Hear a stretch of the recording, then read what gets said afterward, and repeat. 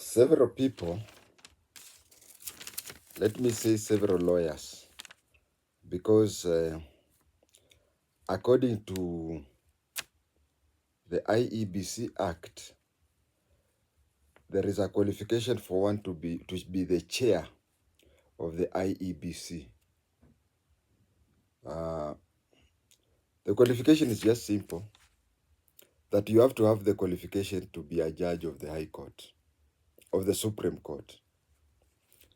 Now, many of you may think when someone says Supreme Court, thinks that it is about the Supreme Court. Actually, the wording is not Supreme. The wording is for one to be the chair of IBC, one has to have the qualification of being a judge of a superior court. Yeah, it is superior court. And superior court, the courts are divided into two. There is the subordinate courts and the superior courts. Those who officiate the magistrates' court are the ones those who officiate the subordinate courts are the ones who are called magistrates. And those who officiate the superior courts are called judges. Let me not go to things such as Kathy or anything. For today, let us just study that. So several people have applied to be the chair. I've made it to the list of the chair of the IEBC. I want to start from the beginning by endorsing AMADDI. AMADDI is qualified. She's not just qualified for that. Even if the office of the Chief Justice falls vacant today, AMADDI is qualified. I have even before said on the time when I think it was in social media, if not a recording I've done, I said that she should think of becoming a judge or a judicial officer of a superior court.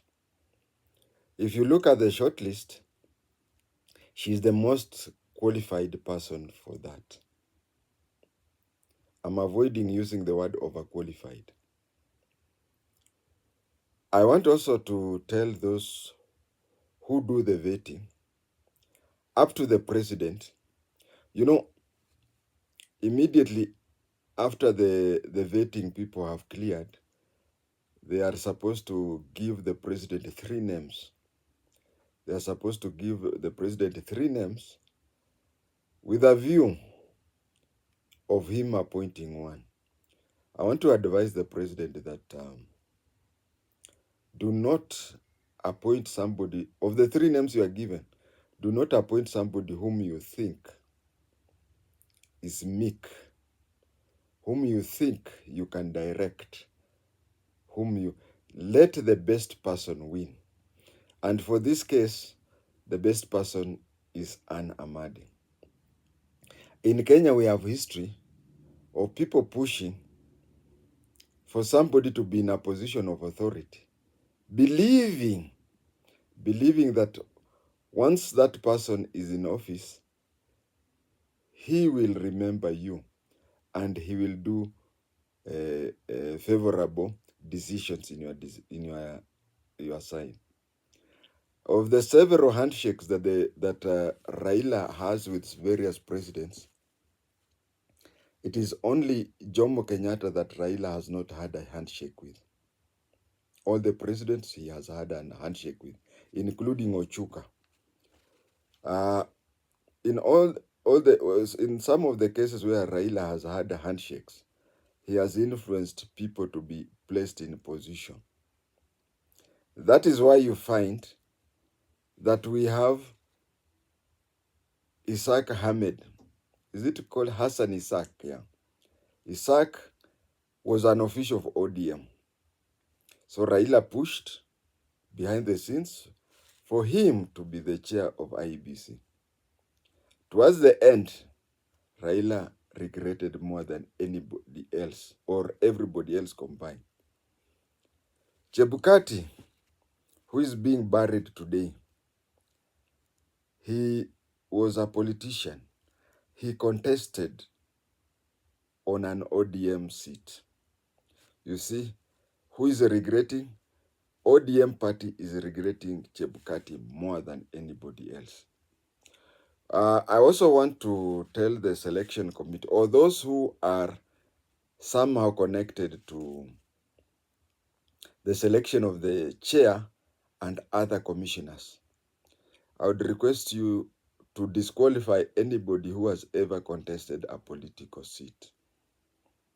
If I'm not wrong, Justice Charles Nyachai has contested a political seat. Anybody who has ever contested for a political seat in Kenya, kindly disqualify him or her. I think that is point enough. Now let us go to the history of the head of elections in Kenya since independence.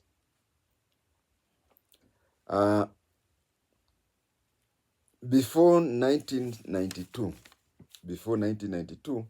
we had somebody who was called the supervisor of elections. The supervisor of elections. I'll tell you his job, but there was somebody in the office of the AG who was called the supervisor of election. I can only recall two. The first one was a Mzungu called Montgomery. He was seconded to Kenya from Britain. He worked there for a long time. When he worked there for a long time, I'll talk about the duties of supervisor of elections. He worked there for a long time until the time when he was chased out of Kenya by being declared persona non grata. What happened was this, that there was an election in Kitale. There was an election in Kitale where Masinde Murro was contesting against somebody called Kipruto, yeah. And there was a DC who was taken from Nyandarua. I think his name was Makosewe. Our Jama, when it comes to election, and let me not be seen to be tribal. Makosewe was, you know, election then, the returning officer of all positions in a district. A district, different districts had a different number of MPs. For example, West Pokot had only 2 constituencies. But you find a district like Nakuru had around 6. So the district commissioner was the returning officer of all the 6 or all the constituencies within the district. And the DO1 used to be the deputy returning officer for all the constituencies. For example, if there is a general election, each and every constituency in a district had only 1 returning officer. For example, if you are the district commissioner in Nakuru, you would be the returning officer Molo, you would be the returning officer Subukia, you would be the returning officer, name them. And then the DO1 is the one who was a deputy returning officer. That one I've said. Then district departmental heads were the presiding officers. And clerks in the civil service were the ones who were polling clerks. And near what we call neighboring banks, because places like West Pokot had no bank. So the banks in Kitale, the tellers there would be hired as counting assistant or counting clerks. Now, Montgomery, when a district commissioner was brought in from Nyahururu all the way to Kitale, and there is a DC there, to be in charge of the election there. The elections were done. There were just 2 candidates. So the Makosewe said that all candidates, all ballot papers which are for Masinde should be on the right, and the ones which are for Kipruto be on the left. And then you see, Masinde got around 80%. So he just looked at a place. He just looked at the piling of the votes. And he said, "How many are those?" There was a teller who is in charge of others. He was trying to say Masinde, and he said, "No, how many votes are there?" He was told so many. Then he said, "Kipruto has found those." Then he turned to the side where Kipruto votes were being counted. The teller in charge told him the number, and then he said Masinde Mudro has. So Masinde Mudro stood up and said, "I want a recount." He said no. He just declared Kipruto as the MP. Of course, not Kipruto Kruto. This other politician who became the minister for no. Names look alike. So he declared that one as the MP. Masinde Mudro stormed out of the counting hall, went to his house. He had a landline. Called Montgomery in Nairobi and told him what had happened. No, he did not tell him what had happened. He said, "I want a recount." Montgomery called for a press conference and said there are going to be a recount of voting. Within 24 hours, he was declared persona non grata in Kenya, and what the district commissioner had said stood, and Masinde Mudro ended up being not the MP for that particular time. So you can see where we started.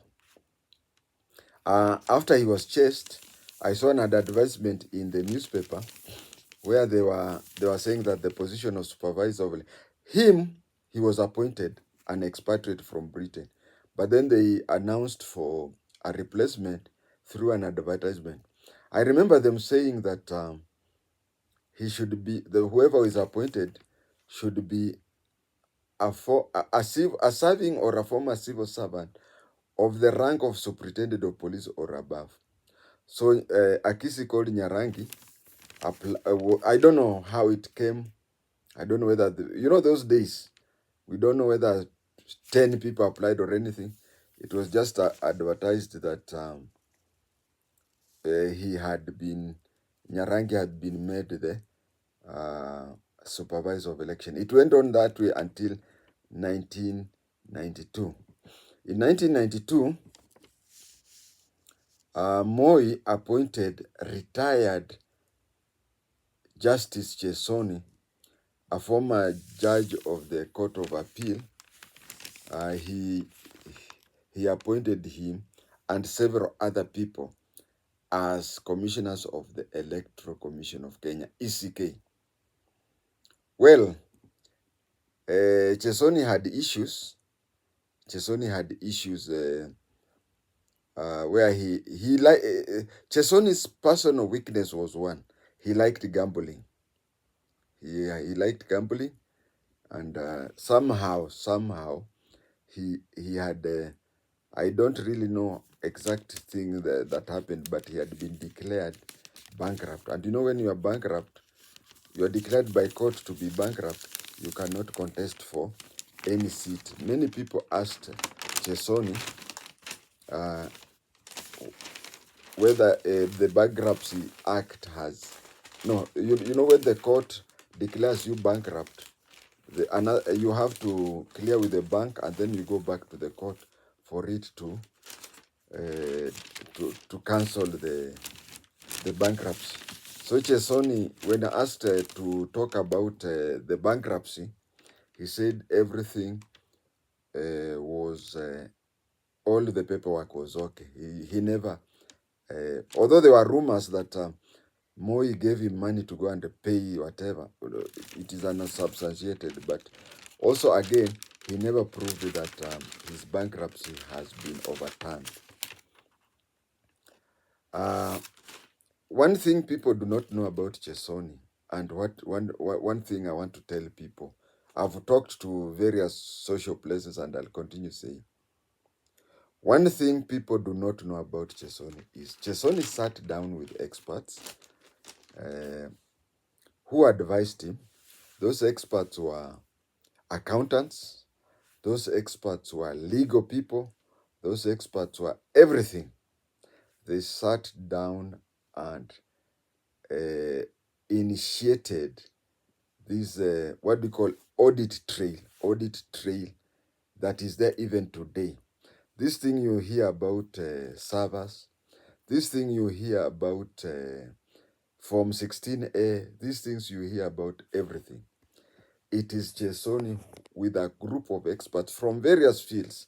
They sat down and said that. They sat down and said, we will no longer do with Madebe ballot boxes. We will come up with the plastic ballot boxes. And he started something that, if you look at it, even the registration of voters, he started that.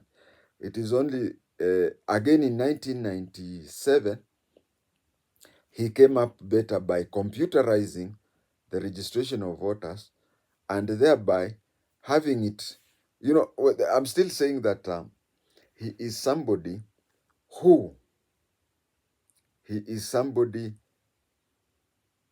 who is, who started all these things, and we are only improving from him and him and him and him. Well, people say I'm related to everybody. Chesoni's father was called Richard Chesoni, my brother-in-law, who married my cousin, Hachiti Chesoni. Hachiti Chesoni is, she's now dead. She was from Huatenge's, Mrs. Huatenge 1. Mrs. Huatenge had 4 wives, so he was a Muslim. He was a Muslim. My grandmother was number 3. So Mrs. Huatenge 1, who was called Wakoli, from the Makangala clan, is the grandmother to Justice Chesoni. Is the grandmother to Hachiti Chesoni. Is the grandmother to Hachiti Chesoni. Justice Chesoni's mother. So Chesoni started that, and what they did was, I like the way the ECK started, because they, even up to now IEBC, they say that the commissioners themselves are the ones to appoint another commissioner. I mean the vice chair.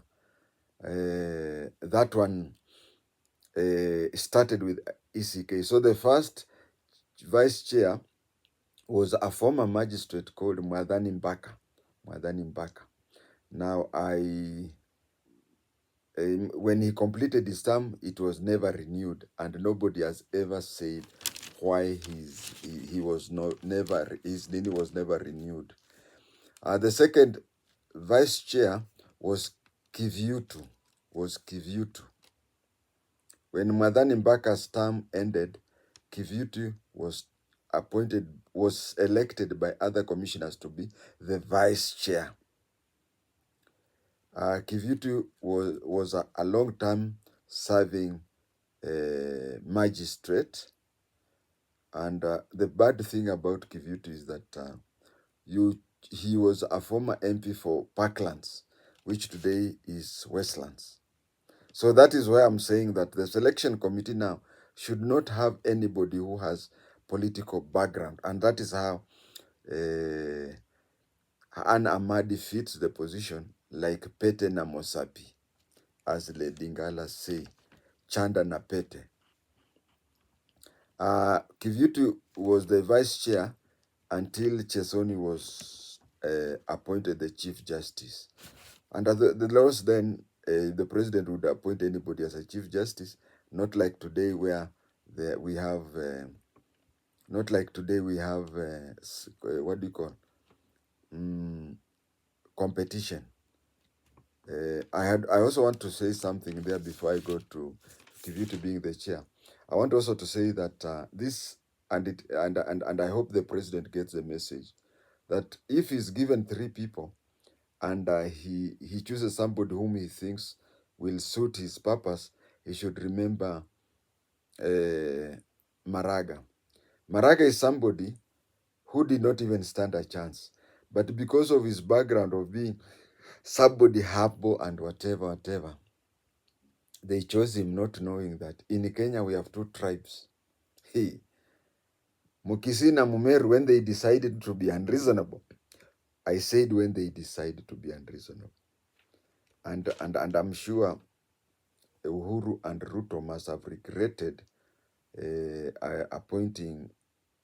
pushing for Maraga to be there. If they would have let, Merit be there. Of course, I've talked of Raila being disappointed by her Hussein Isaac. I've also talked of him being disappointed with Chebukati. So anybody with a political anybody with a political past, or anybody you think that this is an easy person to go through, you should regret. Now, the Vice Chair Kivutu was appointed the chairman of the IEBC. The president decided to just take the vice. And you see, if you look at the initial IEB and ACK, you'll find that it had so many lawyers. More than half of the commissioners were lawyers. It is this IPPG that brought in non-lawyers, whatever. But if you look at ECK from the word go, it had majority of lawyers. I don't say that we should have majority of lawyers there. I want it to, the commissioners, I want it, just don't look at, just don't look at the gender or region or whatever. Kindly have an expert in IT, have an expert in law. Look at the, I'm talking to the selection panel, look at the things that the IEBC needs. Does it need an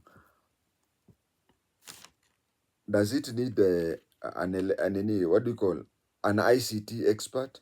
Go for somebody with a PhD in ICT. Go for a maximum of 3 lawyers. Have all those type of people there. Have somebody who is an expert in public relationship. Have all those things. And then we let us go back to the chair.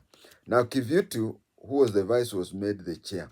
When he was made the chair, the commissioners, just as they always do, even up to today, they elected Gabriel Mukele, a lawyer, to be the vice chair to Kivutu. And then during the 2005 referendum, the banana orange referendum, Mukele was the spokesman. That is why I said we should also have somebody with a background in public relationship. He was the spokesman who was talking about, who was most of them addressing press conferences.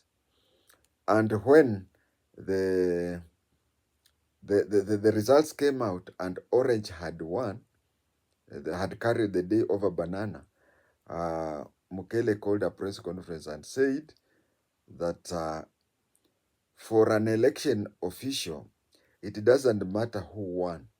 We as election officials, what is important to us is, was the process above board? If the process is above board, whoever wins, that's up to them. But if the elections are not above board, that is when you can consider the commissioners having failed or passed. He had stepped on dangerous soil, on a quicksand. So after his term ended, it was not renewed. It was not renewed, and that is why it was not renewed. Then, of course, the IEBC came, and then IEBC came. Hassan Isaac, a former ODM official, was appointed. And you see, as I said, I'll repeat that when you appoint somebody, when you look at Maraga, when you look at these people I've mentioned, Isaac, when you look at Chebukati, those people who push for them to be elected, who push behind the back are the people who usually regret the most. That one I've said. And also, we should not have anybody who has associated himself or herself with a political party before. I would also not support Oswago for two reasons. Major retired Oswago, the former CEO of IEBC, has applied. Of course, we would like somebody with an institutional background. I actually, out of those commissioners, if there is any person who has worked in the IEBC or even the ECK, if he has applied to be a commissioner or even the chair, I would recommend that person also to apply, because the employees, starting from coordinators, constituency coordinators, county coordinators, regional coordinators, and even directors in the IEBC headquarters, they are people who, if appointed, they would give the junior people morale. They would also give morale. But I said I'd go against that for two reasons for Oswago. One thing was Oswago was recorded in a telephone conversation with a certain candidate, coaching him, telling him what is happening behind the doors. When you work for the Electoral Commission, even as a polling clerk, you are supposed to undertake an oath. You are supposed to undertake an oath where you swear not to disclose anything to whatever. Not that it is bad to disclose anything, but you can, if you listen to the tape recordings, is that Oswago was placed there deliberately to be the extra eye of one of the candidates. There was also, he had cases in court. He had several cases on integrity during his time at the IEBC. AMADDI took over from Gladys Bose-Sholay. And Gladys Bose-Sholay is an Amazon, if at all we have an Amazon. Sholay had a stormy tenure during her time at the Judicial Service Commission. But during AMADDI's time, there was tranquility, and I don't remember any scandal that mentioned her. She served her full term as the Judicial Service Commission Chief Executive Officer. She saw in the president's house. Everything she did was within, and even those people who find fault in saints would never find fault in her.